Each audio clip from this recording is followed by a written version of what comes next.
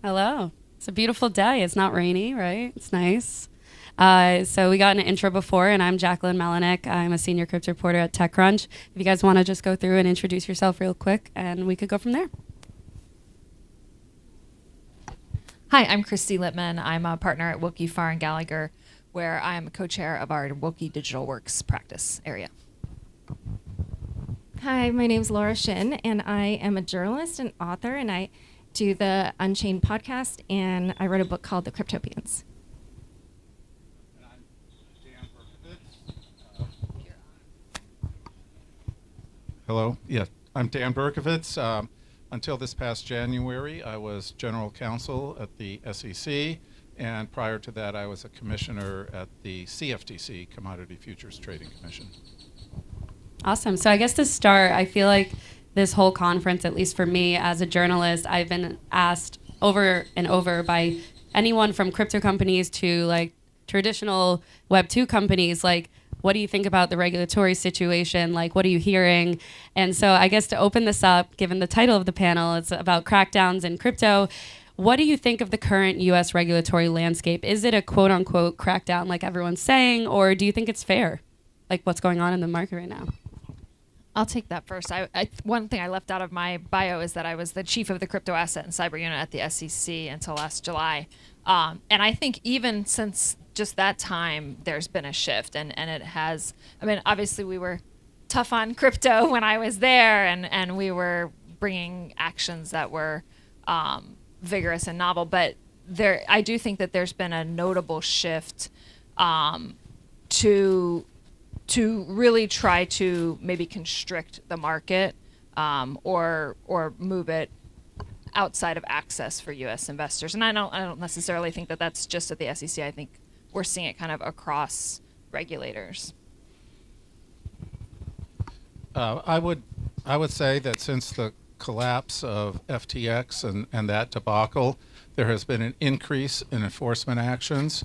But I don't think there's any specific motive to do away with crypto or to shut down the industry. I think the increased enforcement is a result of what the agencies view as noncompliance with the statutes, both the CFTC and the SEC. In face of the noncompliance, they're bringing enforcement actions. It's been increased since FTX, but it's a result of noncompliance and protect investors and protect the markets. And Dan, I'd be curious, for the bank closures, do you agree that that also was just not related, there's nothing intentional, but that was just, like even if FTX hadn't happened, that those bank closures would have happened the same way? Well, in terms of the federal response, the prudential regulators had been issuing statements even prior to some of the collapses, warning about investment in the assets or investment in the sector to basically protect the banking sector and banks from the increased volatility that the prudential regulators had been seeing. I don't think there's Operation Choke Point 2.0, for example. I think this is the prudential regulators' response to the increased volatility and the collapses that we've been seeing last year through the crypto price collapse and the potential knock-on effects within the traditional financial system. So I think the prudential regulators are concerned about the effects of that volatility on the traditional financial system. Traditional banks and the market regulators are concerned about the protection of investors under those same circumstances. Do you think that regulators understand the nuances and purpose of crypto, or do they still view it as this shady entity, the Silk Road, the early days of crypto? And when you were at the SEC, both Kristy and Dan, what was the view then, and how has it kind of changed for crypto?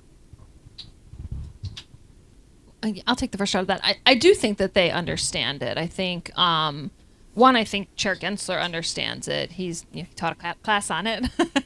And, that I'm sure that varies across agencies. But I do think that many of them understand it and even appreciate the technology behind it. But I think the theme when I was there was that, the SEC is really a disclosure regime, and when you don't have registration, you don't have disclosure. So you have you have purchasers who are acting like investors, right? They're using this as an investment, and then but they lack the disclosure that you would ordinarily see an investor receiving, and that can make it hard to tell the difference between a fraudulent enterprise and a legitimate enterprise, which there are obviously a lot of both in the crypto sector, as with any sector. And so to me that has been kind of I think still steady focus, right? Is that you can't have a lot of integrity in the space until you have adequate disclosure into what's happening, kind of behind these entities. Yeah, I mean, I actually feel like a couple of things. So I kind of want to just go back to the previous question, because I agree that I think a lot of agency people understand the technology. I think even Chair Gensler understands the technology. But I do think that sometimes you'll see sometimes the regulators talk about crypto with a very broad brush. I've seen Chair Gensler in interviews call crypto exchanges the casinos, and he'll say all crypto assets except Bitcoin are securities.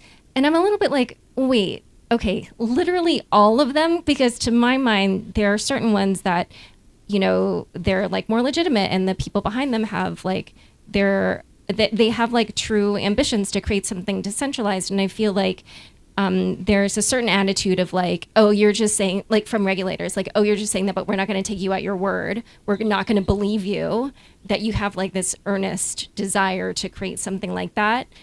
And so I feel they sometimes, put everybody in the same category. And it's true, of course. I mean, there's a ton of scammers in crypto, and, obviously those people those should be the ones that are being targeted by the regulators. But yeah, sometimes I feel there's just certain stereotyping or something that goes on that really isn't warranted. And I feel what we saw with the banks probably gave some indication that there are, and it's not literally every regulator or every lawmaker, but there are certain people who view things that way, in this sort of black and white way, and they're not willing to see the levels of gray or the shades of gray in the crypto sector. So that, and I guess another, I think, pretty obvious example of this is that Coinbase, they're probably one of the good actors, they pretty much from day one have wanted to go the regulated route.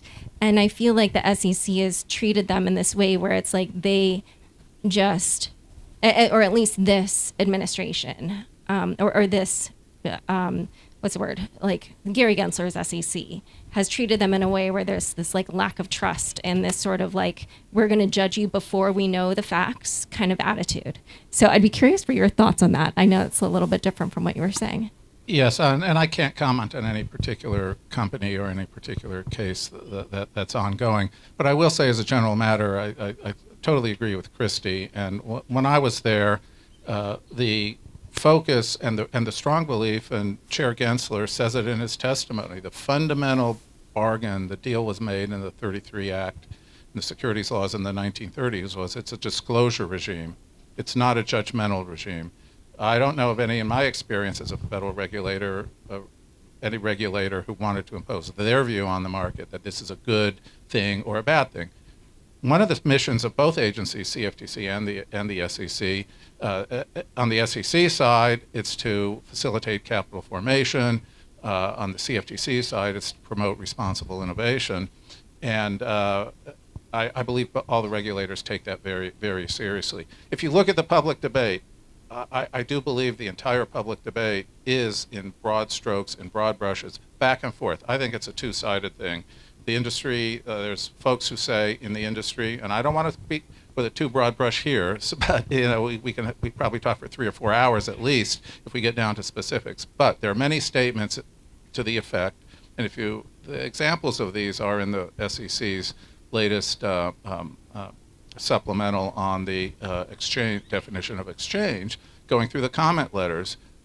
You can't possibly apply exchange rules or the Securities Exchange Act, the rules that were written for traditional finance for centralized exchanges, to decentralized exchanges. It doesn't fit. And the agency in that release responded to those comments. So a lot of the debate is not how to comply, which is what I think the debate should be.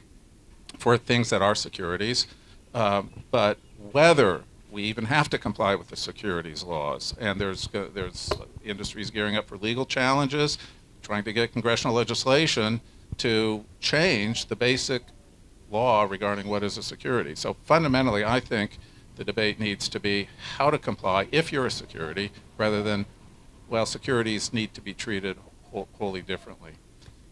I think, Laura, you bring up a good point about Coinbase. You know, they are pretty well known in the industry as someone who wants regulation. You know, they've created their own initiatives to kind of get that voice out there. And even after the SEC issued a Wells notice for them, they said, well, hey, when we filed for our IPO, we mentioned staking in it a bunch of times and you had no problem then. And now what's the problem? So I think the lack of clarity, or the argument that Coinbase has for a lack of clarity, is a really big one. And then going with that, you bring up the issue of securities versus commodities.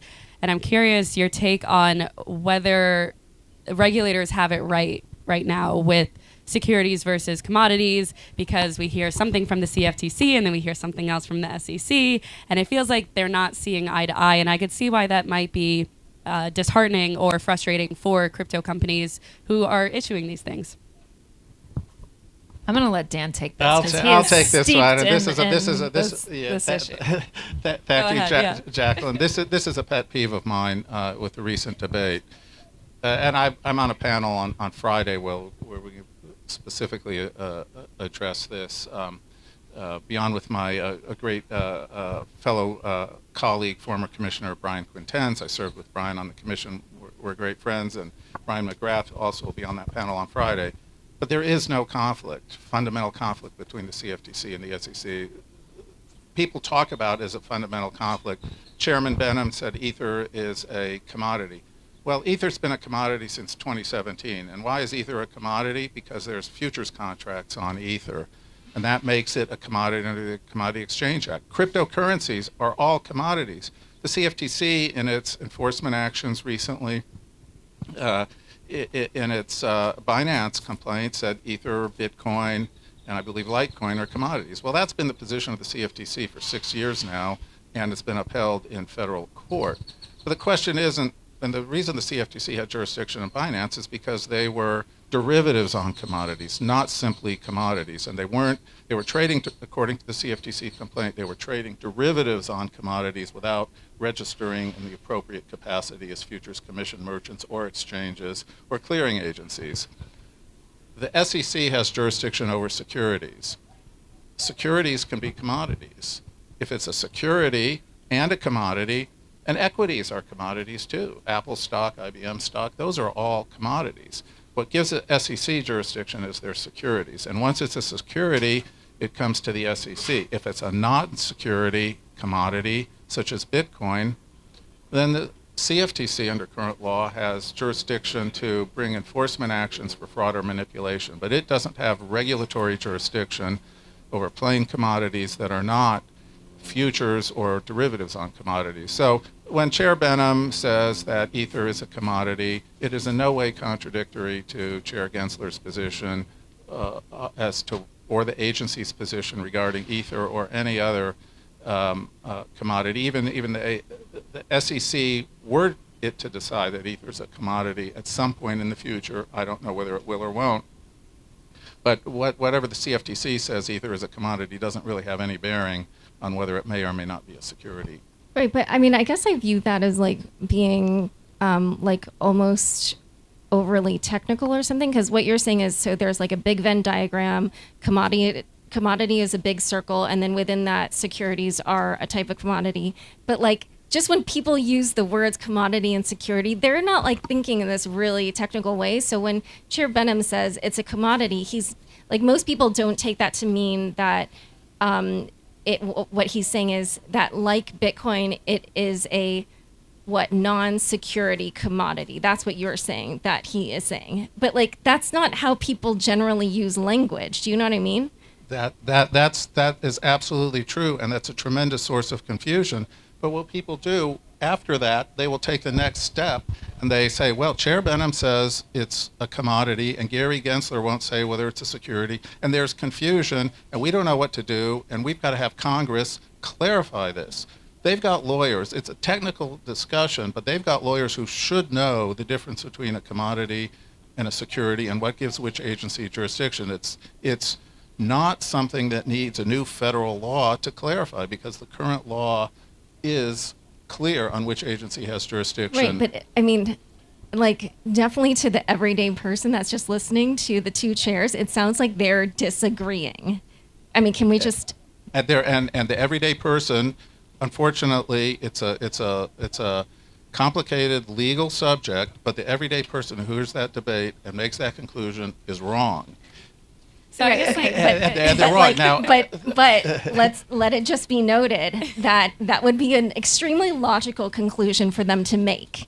That it's not totally crazy that that's their conclusion. Well, but nobody should be making the statement. Nobody should be making the statement that Chair Benham's statement that ether is a commodity is in direct contradiction to the SEC's position. If somebody makes that statement, it's just wrong as a matter of law. I know, but I'm just saying that's like a completely counterintuitive, non-commonsensical conclusion. Like you were saying that people who have that conclusion, they're wrong, but it's just the number one most obvious conclusion that you can make. So there's one thing for the public to be confused about it, and people aren't trained lawyers. And even for lawyers, this distinction between commodities and securities, it's not intuitive. I agree, Laura. It's not intuitive. But lawyers should know it. And people who are in this business and trading these things should know it. And they shouldn't be putting things on exchanges unless they know the difference between commodities and securities and which agency is the regulator. But I think like, that's one of the sources of frustration, right? Is if you're a centralized exchange who is trying to comply with the federal regulatory landscape, you like to know whether or not you can list ETH without registering as a national securities exchange. Yeah, I understand what you're saying, and yet at the same time, I feel like it's just like saying, okay, so all the words that you guys normally use, like we're gonna use a totally different. It's like not. It's just completely unworkable, and I don't know. Anyway, no, it's fun having another journalist on stage. I like when she fights back. I guess, like, what's the resolution here? Like, is there, like, I feel like on Laura's point, like the clarity isn't there, even though like we could run in circles. What would be the best way for this to go forward? Like, what, they put out statements, or what, reporters are the ones who... I guess it's supposed to be either what Congress creates a law to clarify it, or it goes to the courts. Well, so if it's explanation, if it's education, which I believe it is, then that's what should occur, education. But because, and I don't mean to sound this derogatorily, but because non-technical people don't understand a very fine distinction in federal securities and commodities laws, is not a reason for Congress to change the law. Changing the law will have very significant implications for capital formation. I believe that the definition of security is there for a reason, and the Howey test is there for a reason, and it's been good law for 90 years. If you go into the case law, there's 10,000 citations to Howey. It has worked for our capital markets, and the basic principle is if you try to raise money from other people by promising them returns on their investment from your efforts, that's a security, and that's, the Supreme Court has said on multiple occasions, this is for the protection of investors, and we don't know all the ways. There's just unforeseen ways. It's limited only by human ingenuity how people try to get other people's money and use it. And that's what makes it a security. And so it's going to be fundamentally a facts and circumstances test, I believe, for going forward. And I don't think you can make a bright line as to what a security is or not just by a simple test. It is going to be facts and circumstances, and that means people are going to have to think about it and think about the facts and circumstances and hire lawyers with plenty of experience.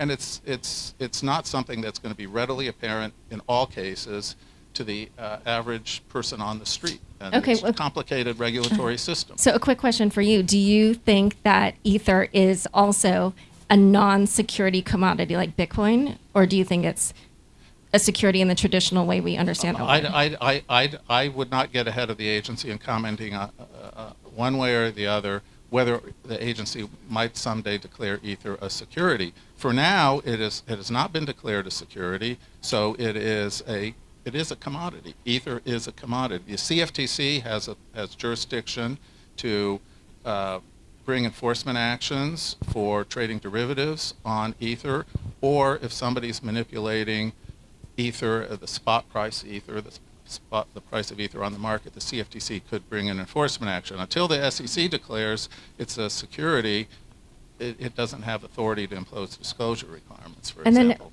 Then, sorry, just one more question. So Go ahead. Then, yes. You're welcome. This is a co-moderator. I'll go on your show, Laura. I'll go on your show, too. Yeah, actually, we should have you on my show. But I also, and this is just my own ignorance of the financial markets, but I was wondering, so are there securities that have derivatives where, the security itself, the native asset Yes. is, okay. There are things that are both futures or derivatives and securities. Okay. There are both, and both agencies. The general rule is both agencies have jurisdiction in that situation. If you put a future, and I'll give you a simple example. If you were to trade a futures contract on Apple stock, that would be called a securities future, and both agencies would have jurisdiction. Got it. Okay. Kristy, feel free to. What if you trade the futures That on a would just be barrel of crude CFTC. oil, is what someone asked. That's crude oil is a commodity. It's not just crude oil is a commodity. It's not a security. So that's a futures contract. That's solely CFTC exclusive jurisdiction. Okay. I just want to come back to the yeah. original question, which was kind of like, what's the end game here, right? Like, what is this going to be decided by the courts? Is Congress going to act? I think we're soon to see some real litigation in this space, right? The SEC's already filed a case against Bittrex, which is litigating. Obviously, there have been public reports of other impending cases. And so, but those cases take so long. If you look at the Ripple action, we're already about 2.5 years in on that. I think we're probably close, but that's been a long battle, and I expect others would be similarly long and drawn out in the courts. And even if you get a resolution from a court, I'm not sure that tells us what to do next, right? It just tells us whether there's a historic violation. So I do think we probably, or I think we're most likely to see Congress do something to direct one or both agencies to kind of take a piece of this, either a regulated spot commodities exchange for Bitcoin, ETH, and similarly situated assets.